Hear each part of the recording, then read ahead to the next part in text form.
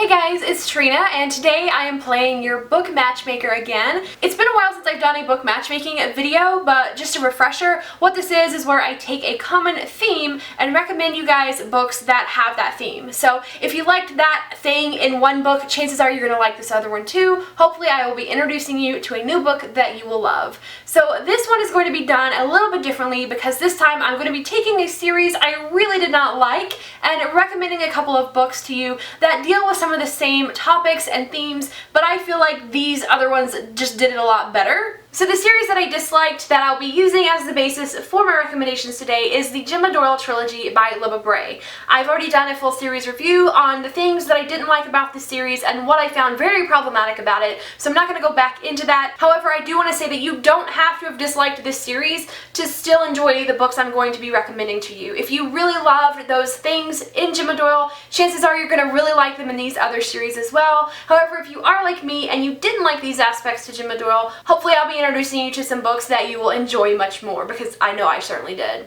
The first series that I would recommend is the CAHILL Witch Chronicles series by Jessica Spotswood. Both of these series are historical fiction.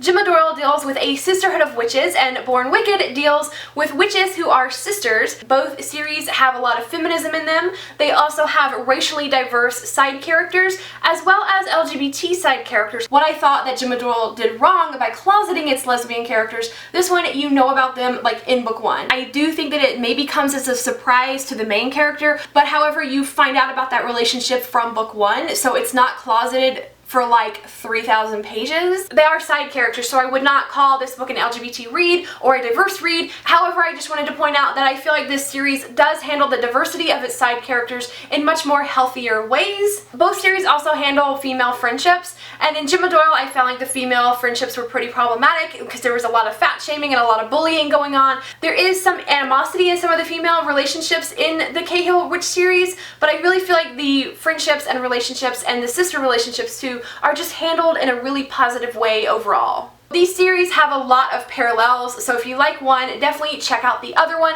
but I prefer the CAHILL Witch Chronicles by Jessica Spotswood. Another book that I would recommend that handles some of the same themes as Gemma Doyle in a much better way is A Madness So Discreet by Mindy McGinnis. The reason I'm drawing this parallel is because the Gemma Doyle series has characters that are dealing with sexual assault and also mental health issues that are just kind of brushed aside and never really healthily addressed. And I feel like the defense I've heard most is that, oh, well, that's a historical series and they didn't have very much awareness of mental health issues back then. So the reason I really want to recommend A Madness So Discreet is because this is a book that shows the very respectful and healthy handling of mental health issues, and they are both set in the exact same time period, both in the 1890s. The main character, Grace, in this book, she does deal with a history of sexual assault, which is there as character development. She is a patient in an asylum, so you do get to see a broad range of mental health issues in this book. So I just wanted to show this one as an example that it can be done. Mental health can be handled in a very healthy way in a historical setting, because not all asylums